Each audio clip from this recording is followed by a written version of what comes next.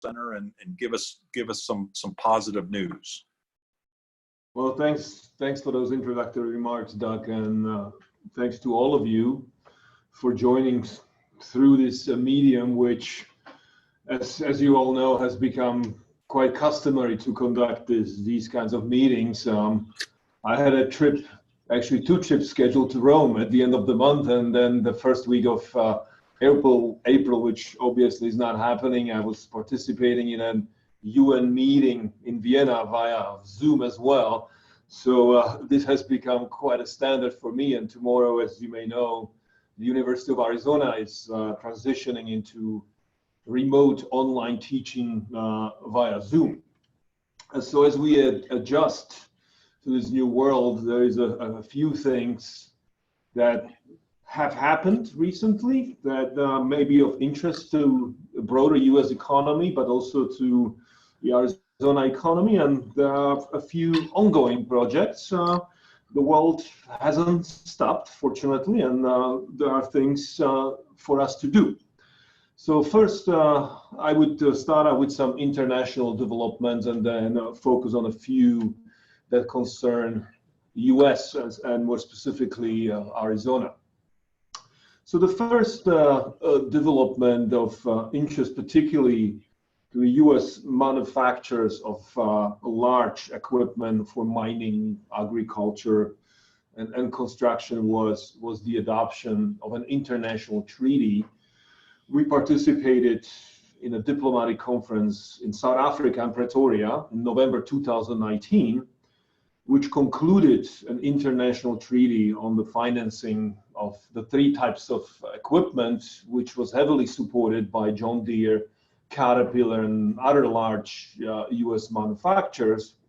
Typically, it takes at least 3 years to implement the treaty to get a sufficient number of ratifications from states. So we are slowly working towards implementing the treaty and getting the states to ratify. Obviously, those activities are suspended for the moment, but we hope that in a few years, this will be a benefit not only to the US manufacturers and lenders, but also to those who use the equipment, especially in developing countries. For instance, a tractor may have 30 years of use, while it may be used in the UK for the first 5 years.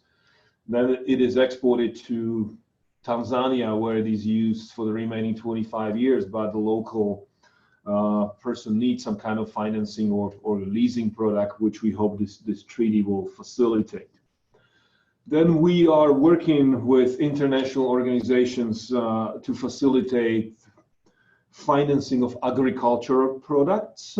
There is a joint proposal by the US government and the Mexican government that was tabled at the UN in 2017 to develop a model framework, a legal framework for warehouse receipts, which are storage spaces where a farmer deposits her crop and then uses the receipt itself as collateral for a loan. So we were hoping to have a first meeting at the end of the month in Rome, which is still happening on March 26th, but it will be done remotely.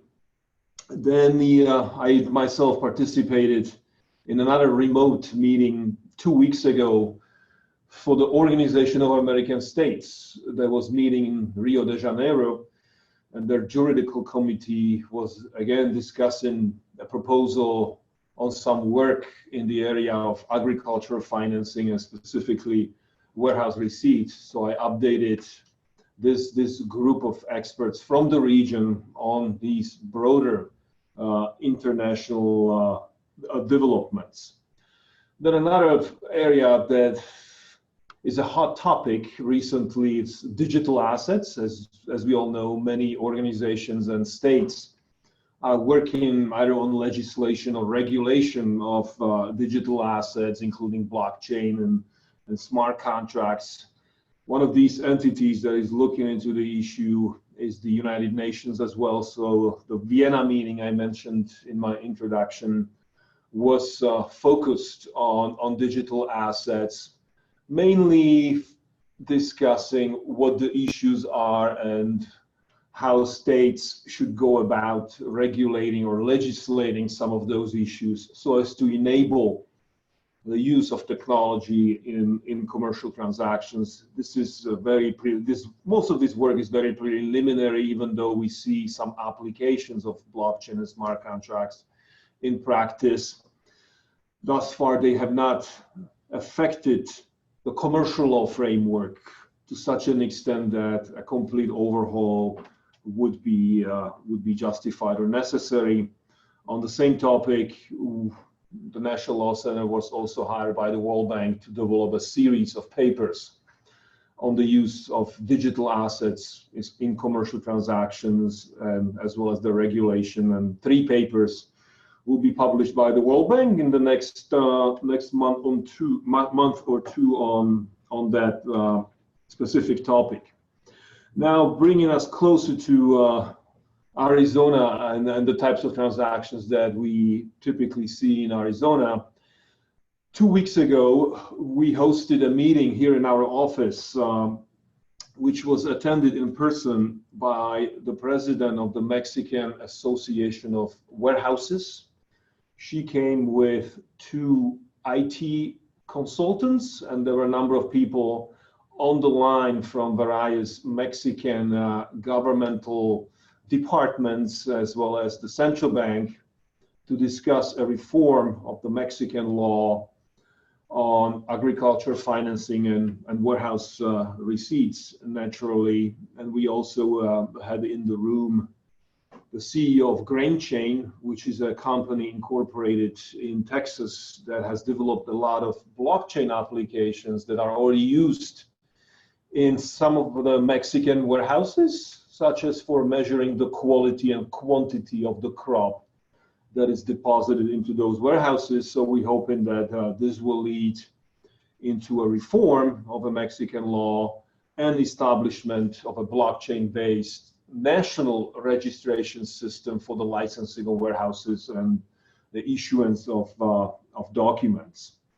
At the same time, we've been for a few months working on a database of Mexican case law that concerns particularly the rights of creditors, because we've been working over the years with a number of US lenders that loan money to businesses on the Mexican side of the border. And one of their first questions that they ask their lawyers is, well, we're comfortable with the statutory law, but tell us how the Mexican courts have applied the law, specifically how quickly we'll be able to enforce our rights when our customer defaults on a loan or when it files for insolvency. So with a former librarian at the law school here at the University of Arizona, we've been collecting Mexican case law and translating the relevant provisions, hoping to launch a searchable electronic database to facilitate cross-border transactions, hopefully in the next few months. And finally, related to that topic, hopefully it happens, April 10. We have scheduled a meeting on cross-border lending at Mike Patterson's law firm, Spencer Fain in Phoenix, particularly for Phoenix bankers, but also their lawyers, to explain to them how cross-border lending in Mexico works, what the challenges and risks are. Aside from that, we continue to do work globally. Just this morning, I was talking to my colleagues at the World Bank about research we'll be doing in Belarus, Kazakhstan, Tajikistan. There are 6 countries of the Soviet Union that we will be assessing their legal and regulatory infrastructure for the purposes of facilitating lending. A colleague of mine was in Pakistan 3 weeks ago and Egypt 6 weeks ago, and I've been doing work remotely for Ethiopia. So a lot of the projects are still on. However, we now address those activities that could be done remotely. And then the final item I wanted to mention would be a meeting we're trying to organize in Washington, D.C.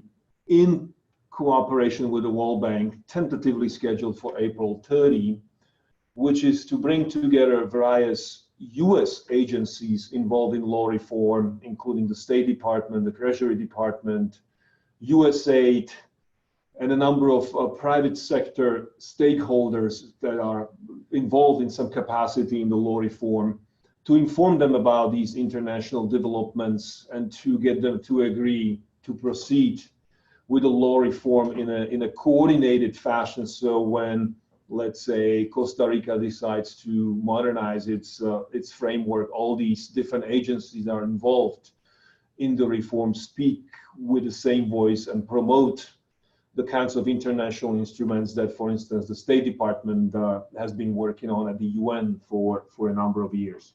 So this, I guess, sums up the most relevant activities that we've been engaged in and we continue to be engaged in. So thank you. Fantastic. A lot of international business law reform that's going on. What questions does anyone have? Unmute yourself or raise your hand, and we have time for a couple questions. Marco. Hey, Marek, how are you? Good to see you, Marco. It's been a while. Good to see you. So I have a question about the legislation that you were mentioning about Bitcoins and digital currency. So from I'm not an expert but I did a couple of readings, and from my understanding, it's a very shady area for lack of better terms. So in practical terms, how can these transactions can be regulated in order to avoid many different problems like lack of insurance, lack of warranties for creditors or investors. So how this new treaty are planning to, or they already done it, to resolve this? Thank you. Yeah, that's a really great question, and thanks, Marco. There are different aspects to governing a transaction that involves some digital assets. We are looking only at a commercial law functions. For instance, just to give an example, those who want to use Bitcoin in commercial transactions want to have Bitcoin to have, or the transferees of Bitcoin to have the same protections as those who take or receive funds in their bank accounts, transferees of funds to bank accounts, or those who take bills in payment, which is currently not possible.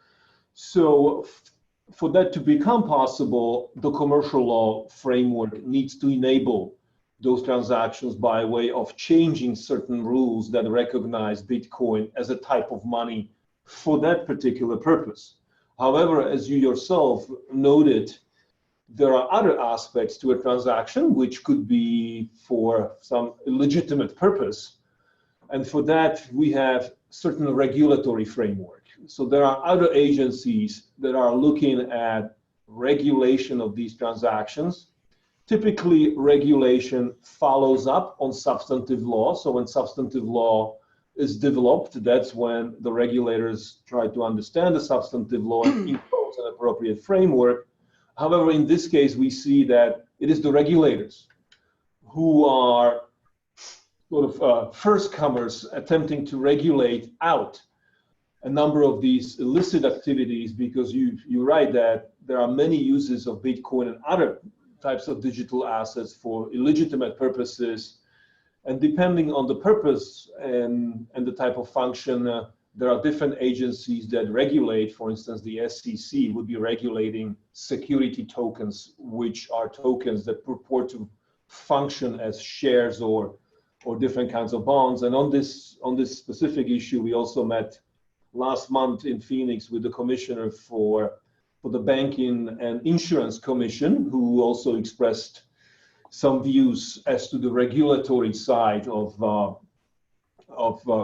these kinds of transactions. So our role is in this process quite limited, looking at commercial transactions, but also identifying useful transactions that ought to be enabled in this commercial law framework. Thank you. And you know, I have another question. It's more, you know, more on the legal side. So how do you resolve the problem of governing law? And because these transactions take place everywhere in the world, and so assuming there's a dispute specifically on a commercial side, you know, who decide where the dispute is going to be, where it's going to be litigated, and under which law? Okay, another very good question. Actually, this has not been resolved. A number of institutions are looking into the issue of applicable law. Generally, if I can make an analogy for commercial transactions under UCC, it is the location of the debtor. So if the company is incorporated in Arizona, the Arizona law applies. Mm-hmm. There are some specific cases for certain types of assets like bank accounts where parties may select the governing law. So it doesn't matter where the debtor is located, but if the collateral is a bank account, whatever law governs the bank account is also the law that governs the security interest. And there may be also a law that is based on the system. So whatever law the system operator has chosen, that law would in turn govern all the respective rights and duties of the parties. However, all these conflicts of law statutes, as well as the international treaties, do not reflect these types of new transactions. They are being revised to reflect these kinds of transactions, but there is no agreement on what law or what connecting factor should be the one that determines which law governs the proprietary aspects of these transactions and which law also governs jurisdiction. There is another international organization in The Hague that focuses on conflicts of law issues, and they already agreed to look into it. So there will be projects. There is a number of projects also at the American Law Institute. So we don't have an answer at this moment. We have a number of options. We just need to sit down and see which of those options work best for different types of transactions. Thank you. We're going to need to move on, but thank you. Really, I think that really articulates very well the breadth of activities that the National Law Center is doing. And so whether it's any of our speakers coming up or follow up with Marek, either reach out to him directly in the directory for Global Chamber or send an email to info@globalchamber.org, and we'll find a way to connect you. Our next speaker is Luis Ramirez. He's the president of Ramirez Advisors International. He does have a bachelor's degree from U of A, although he does have a master's from Georgetown, and he actually went to high school in Vancouver, Canada, which I didn't know about, which is cool. So lo and behold, he goes from Canada to the U.S., and now he's really the premier expert around the infrastructure projects that are going on at the border between the U.S. and Mexico. And Luis, tell us more about what's going on, because I know you've got your finger right on the pulse of activity. Well, first of all, can you hear me okay? Mm-hmm. Yes, yep. Absolutely. Excellent. Then I used to call myself a true NAFTA child. I'm now a true USMCA child. How's that? Congratulations. And I see so connected. So instead of going through this, 10 slides that I have here, I thought I'd take a little bit of it. And Doug, you can forward them, or do I forward them? Do I forward the slides? Is it? I think we can. Yeah, if you can go to that. Let me, and I'll probably just touch base on some of these presentations slides very quickly. But let me start off by saying a couple of things that, given the current environment that we're in. To date, as of, almost 4 o'clock in the afternoon on March 17th, happy St. Patty's Day, the U.S.-Mexico border continues to operate as normal. There are no specific there are no indications of any specific requirements or imposition of new protocols for people who are crossing the border. And I think for Arizona, particularly for Southern Arizona, those are important news to have. I also want to address another question that we've had from several people. You know, what happens if I'm in Mexico and they shut down the border or whatever? But let me tell you that, and if there are attorneys on the call, please verify for me. But U.S. law states that they cannot deny the entry of a U.S. citizen back into the U.S. And I think that's comforting for people who need to travel to Mexico. And in fact, whether you agree or not, there's a bunch of people down in Rocky Point right now on spring break. I guess they're taking advantage of the downtime. And we've been getting calls from Puerto Peñasco saying, hey, am I going to be able to get back in? And our response is, if you're a U.S. citizen, and actually for now, this applies also to U.S. residents, legal residents. Yeah, it might take you a little bit longer should the new provisions or protocols be deployed, but yeah, you'll be allowed back in. The question that becomes, what happens if major spikes of people infected with the virus explodes in the U.S. or in Mexico? All that stuff is subject to change, but as of today, as I said, as of almost 4 o'clock on March 17th, there are no specific provisions. Secondly, there are we are continuing to see some increases in the numbers of people who have been infected with the virus, but they remain very low. So we remain optimistic, but of course, the testing and the authorities will let us know how that is continuing to progress. So I wanted to just throw that out there because I've been getting that question several times by several people. And we continue to see, fake tweets being put out there in social media. The port of entry in San Luis is closed, and we've confirmed with Customs and Border Protection and local authorities that has not happened in any of our border communities. So if anybody has any questions on that, you can let them know what I said or have them call me directly. And so I'll run through this presentation very quickly because, these are uncertain times, but life continues. In fact, we've been in contact with several importers, particularly of fresh produce in Nogales, and the business continues to be extremely good. The spike in demand for U.S. consumers nationally, this is not specific to any region or city, has meant that the demand for fresh produce and other commodities coming in from Mexico is very high.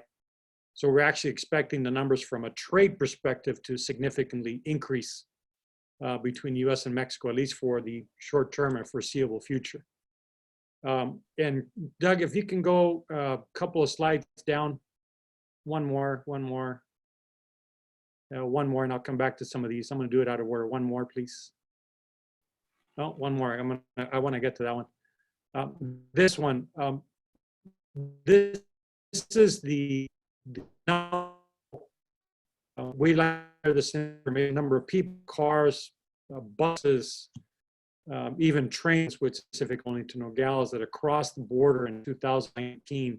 These numbers are only for northbound figures. The U.S. does not track south or exit figures at this point in time, and all expectations are that that won't happen for quite some time, as that will require investments in the dollars to happen. But as you will see in our numbers, but you will see a lot of the arrows are red pointing down. That is typically what we've noticed in 2019 because for 2019 for the entire Arizona-Mexico border and entire U.S.-Mexico border. Enhanced inspection requirements, the continued growth and people seeking asylum, and the demands on the Border Patrol and authorities away from the ports of entry have created this dynamic that the ports of entry, we're losing staff to support other activity away from the ports of entry, and our wait times increase substantially at the border. So you will see that the numbers for the volumes of people and cars went down. I am happy to say that the state numbers went down by, for people, total people, 6.3%. For the first half of 2019, that was trending. I was going to be well into the double digits. So while it's still negative, the story is not as bad as it was projecting. But let me point out to the green arrows, the upward numbers. Trade was actually a record year for 2019. And I'll highlight two of the communities that you have there. One for San Luis, the truck traffic in San Luis went up by 30%. Truck traffic in Nogales went up by 3%. And as you can see in the numbers, 3.6% may not seem like much, but it's actually almost just over 12,000 more trucks coming through Nogales. For San Luis, which was an incredible year, 8,600 trucks. That is a tremendous amount of value. That is measured in the billions of additional dollars coming across our border. And the trends for 2020, even with the coronavirus environment, as I mentioned earlier, trade continues to flow. There's a continued growth in demand, particularly for what I'll call consumables and food. And Mexico is a tremendous source of that for the US. So we're expecting those numbers to continue from a trade perspective. All bets are off on the flow of people, not because there's any restrictions at the border, but simply because people are staying home and people are avoiding travel. Again, I stress that is not due to any specific measures at the border, just people are not traveling as much. So I think we will see certainly a continued drop in the total people crossing the border. If you go down one more slide, Doug, please. And I think everybody at least on this call or in this communication has seen these numbers, but I think it's really important to highlight that our growth in trade with Mexico was, of course, almost, I'll round up the numbers, of 5% increase, but the growth with Canada was just tremendous. We're seeing, the increase that you'll see there in imports from Canada, growth by 70%. That is, an incredible amount of number, and everything we're seeing is that those numbers, again, coronavirus aside, from a trade perspective, those numbers will continue to grow. So Arizona is, trade relationship with Mexico and Canada up almost 9%, setting new records for, on an annual basis, and everything was trending to maintain that. Of course, we're now, based on some experts, about to be or in the throes of the beginnings of a recession, not only just in the US, but in North America. So, all my forecasts and all the presentation information that I have is outdated because of what has been happening literally in the last week or 2 weeks. So we will continue to monitor that. And if I'm going backwards, Doug, because I'm keeping this more of a conversation. If you go back up to three, I think it's 3 slides. Couple more. One more. This one. Oh, go back down. On this one, we looked at the Mexican economy, and it was puzzling in 2019. Clearly, although it was not confirmed until almost the end of the year, Mexico went into a recession in 2019, and you'll see one of the charts there, the one in the purplish or maroon color. Which is, troubling for me because that's an ASU color and I'm a U of A grad.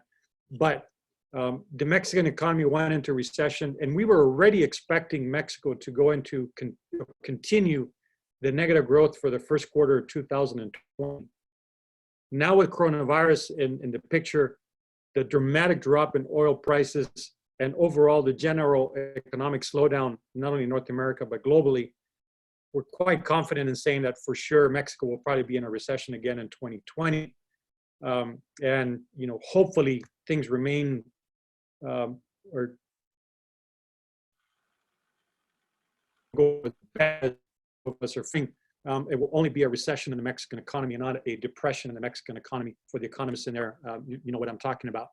But if anybody has any questions, then let me know. The other table that I want to mention is in 2009, although the Mexican economy went into a recession, the peso appreciated.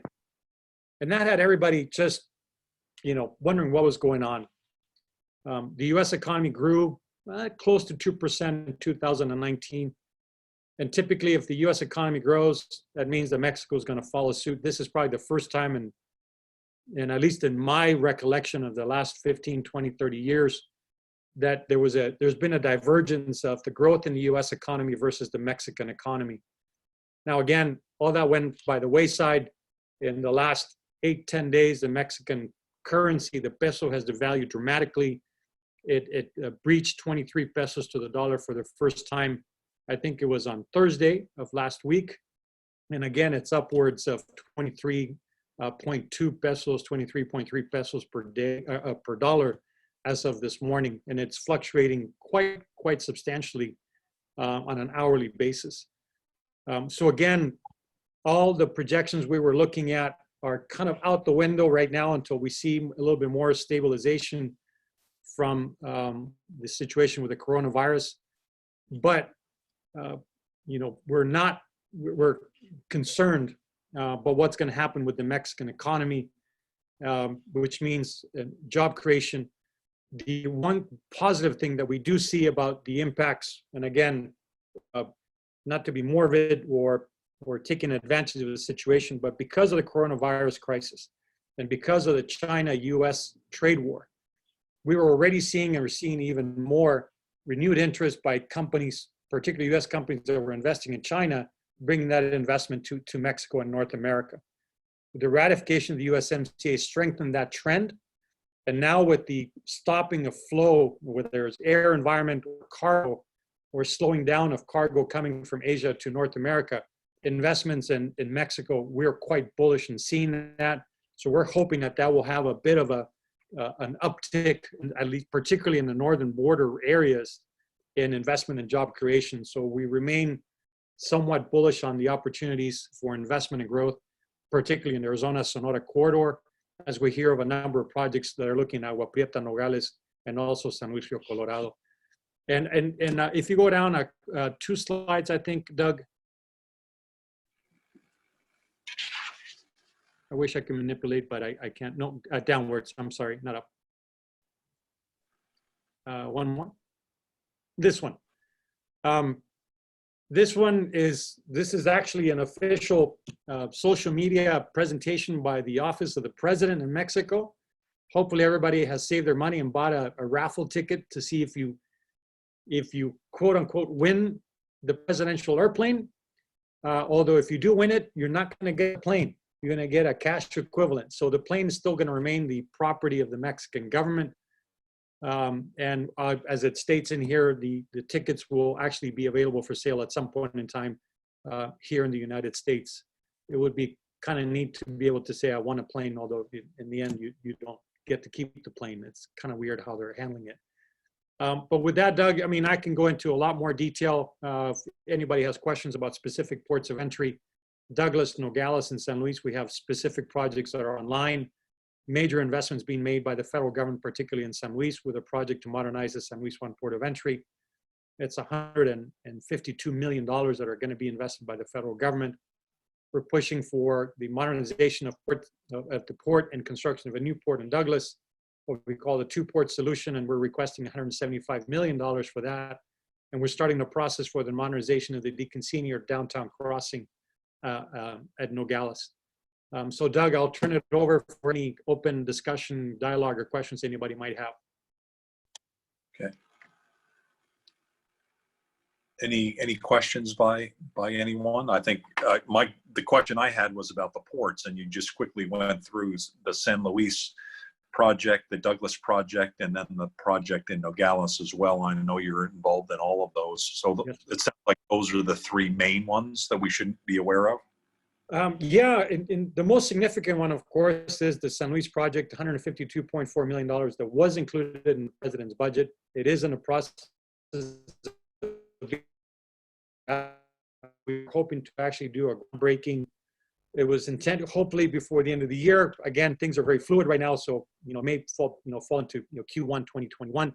But that has a tremendous set of opportunities for procurement, opportunities for local and regional companies that is not just construction, it's electronics, it's data, it is new technology, new systems that are required within the environment or the confines of a port of entry. Those are security related, those are processing related, those are data related. There's tremendous opportunity for companies with $152 million available to spend on that.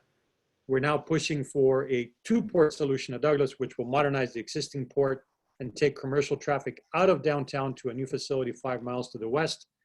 That's where we're looking at $175 million. The hope is that we could get that included in fiscal year 2021. Again, all things are fluid right now, so we cannot provide any guarantees on that whatsoever.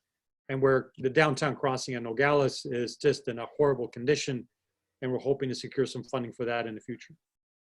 Okay, sounds good.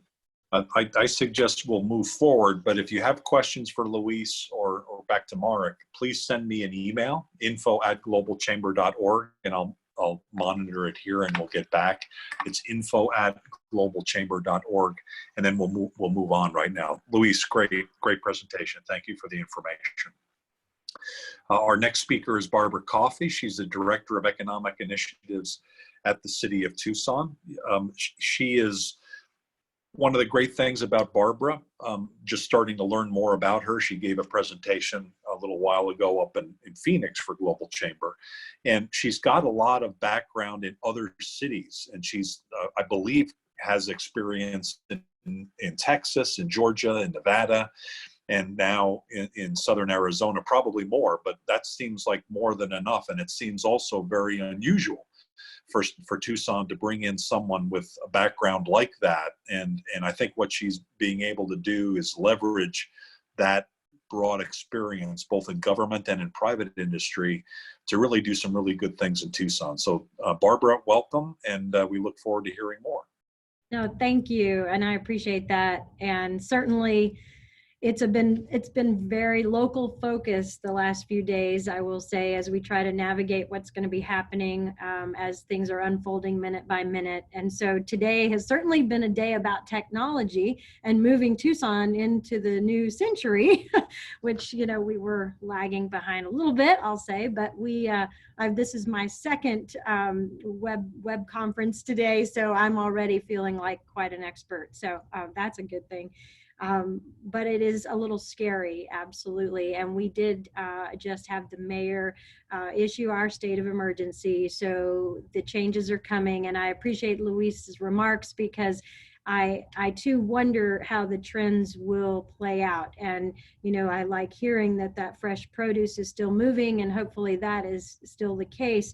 But when you see our elected officials telling us that it's time to suspend dine-in services for food, establishments, bars, and restaurants, it does become worrisome. And so it becomes a very small business, local economy challenge.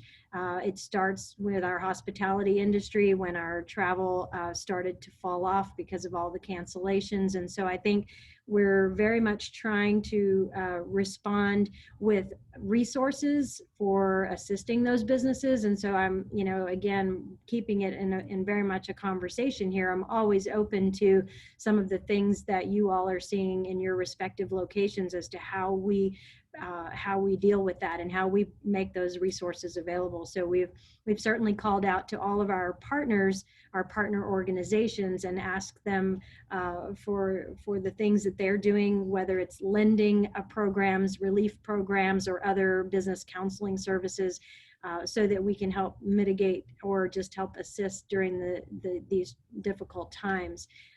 So that's been on my mind. As I sit here on the computer, though, I am energized by the fact that we're doing this, in a video conferencing setting. And I look at the camera on the computer and I think how great it is. Our optics industry here in Tucson has been such a strong and growing cluster. Everything with photonics and optics, which is all things to do with lenses and microscopes and telescopes and cameras and lasers, and we have enjoyed the first couple of months of the year learning, at least I have learned a lot more about who's here in that space and growing those companies. I understand we have one more startup in downtown Tucson that's an optics company coming into one of our centers with the University of Arizona's Forge, a new workspace for startups. And I guess speaking about that, it's something we are still excited about as we grow this entrepreneurial ecosystem here in Tucson.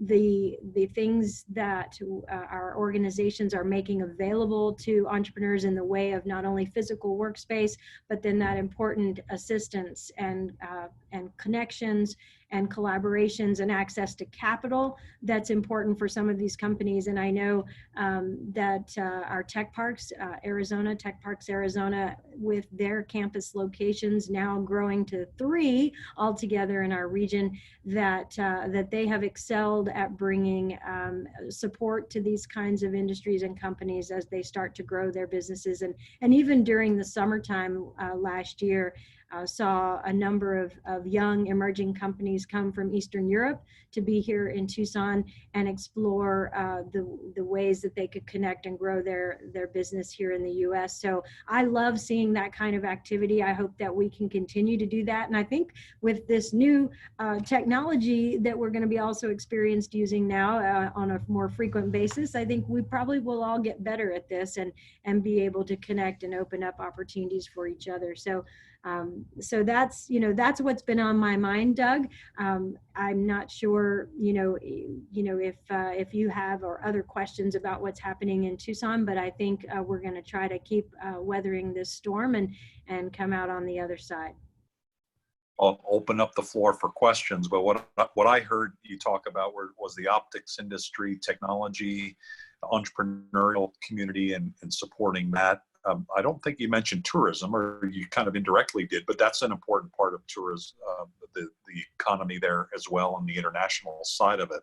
Are there, from a macro standpoint, what are kind of your priorities? Like if you had to tick off the top 3 or 5 initiatives over the next year or two, coronavirus be damned kind of thing, where are you planning to focus your efforts? Right. So just to mention, you're calling out the tourism industry. For us, it is important, and even from our partners in Mexico, to know that $1 billion annually is spent by Mexican nationals in Tucson. It's a very unique opportunity that we have in the city with the bilateral opportunities and cross-border opportunities. So from both a business and a tourism perspective. And so we hope to keep that moving. I would say to further sort of look at priorities and cluster development, I think aerospace and space is an important sector for us. I would also suggest that mining technology has been very important to us with the recent location of the global mining headquarters for Caterpillar here, and companies like Hexagon Mining continuing to grow and expand here, and other companies. I can think of the Canadian company Symboticware that calls Tucson home now as of last year, and we continue to see modular mining, another expansion. So these are other interesting emerging clusters that I think make Tucson actually very unique. I don't think you'll find, when I think about the optics industry, the only other city that seems to have a strong cluster and is renowned for that would be Rochester, New York. So outside Rochester, Tucson is globally known as a place for optics and photonics, and that's due to the U of A's College of Optical Science and all of those things that happen around that. And so I think those are great industry sectors for us and do make us stand out. Okay, and as a former upstate New York person, I can tell you that Tucson is a lot better than Rochester, New York. We have pretty good weather, and yeah, absolutely. Yeah, Mexican food as well. What questions do people have? Jan, did I see you raise your hand? Yeah, actually more of a comment. The optics cluster, some of you will know this, some of you won't, that one of the top optics manufacturing areas in the world is Wuhan. So that supply chain looks to be hurt already and will continue to be hurt. Yeah. No idea. Wow.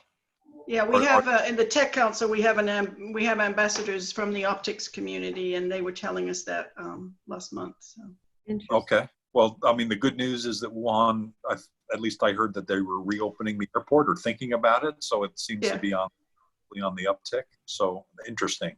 Yeah. So, and any other comments or questions for Barbara? Barbara, why has it taken the city so long to start using technology, as you're calling it, as opposed to the rest of us who've been using it?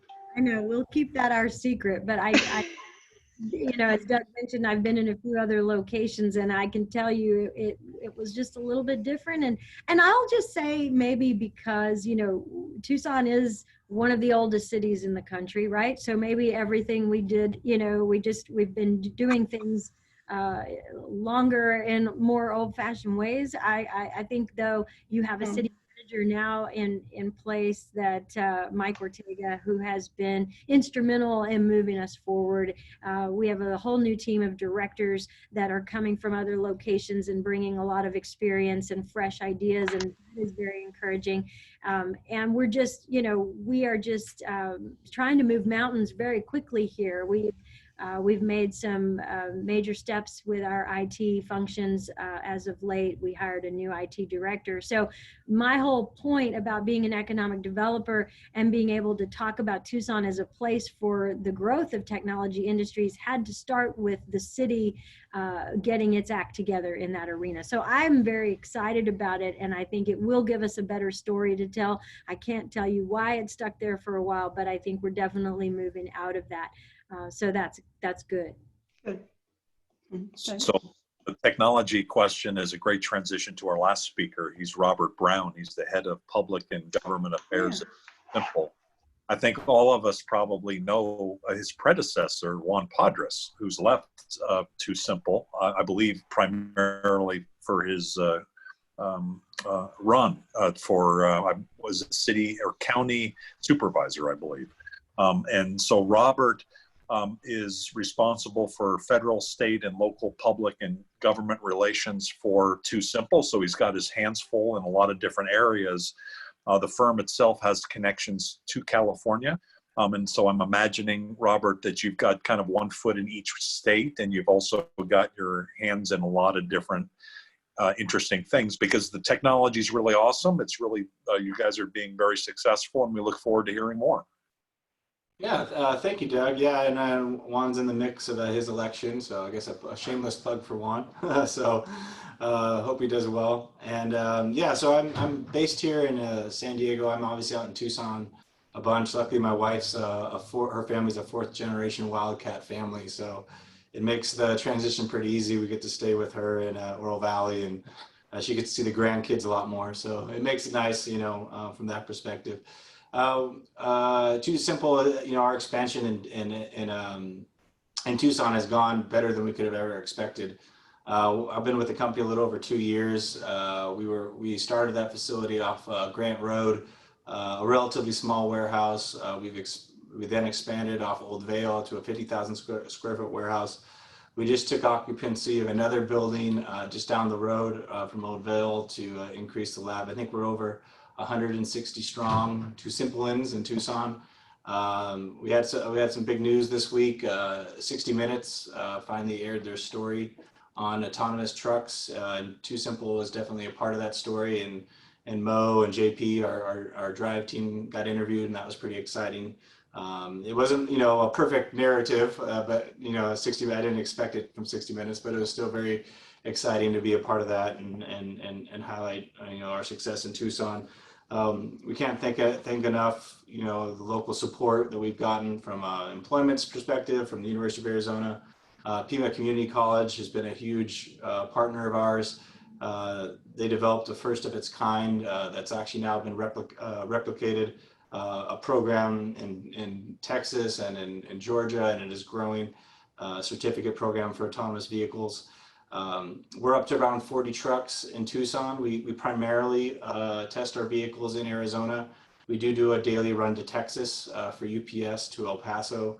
Our customers in Arizona include the Postal Service, UPS, McLean Foods out of Phoenix, and then the Tucson Food Bank as well are some of our more public customers that we work with. And it's been great. From TuSimple's perspective, hopefully you'll see continued growth in Tucson.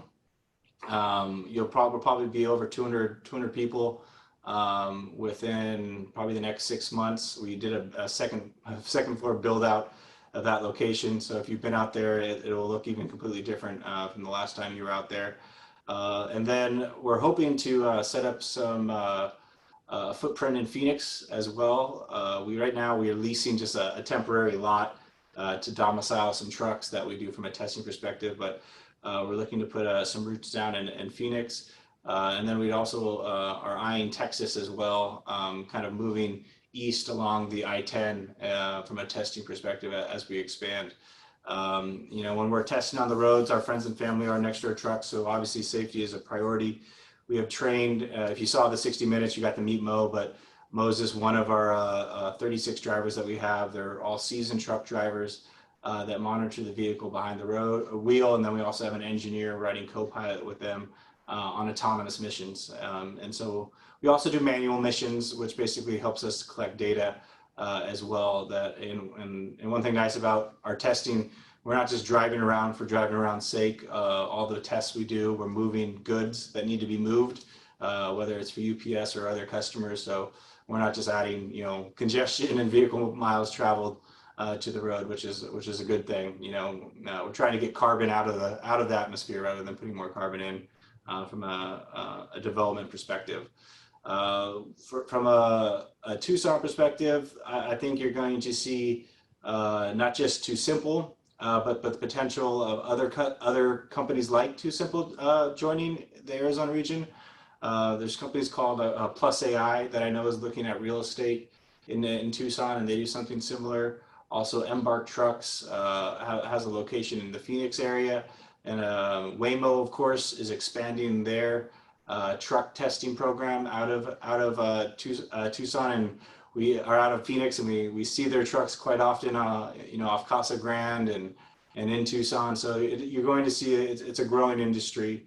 You'll probably see a few new startups that are launched this year that most likely will either, you know, have to be domiciled in Phoenix or driving through Tucson. So as our industry has seen kind of a pivot away from the robo-taxi and the passenger vehicles, people really see the business need and the business use case for trucks.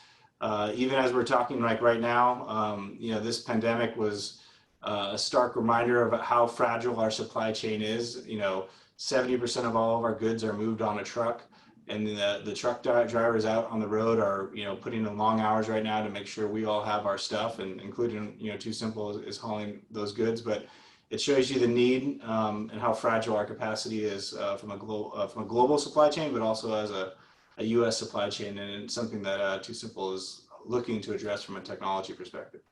I'll take a breath there if anyone has any questions, and I can answer any from the group. Fantastic, great story. What questions do you guys have?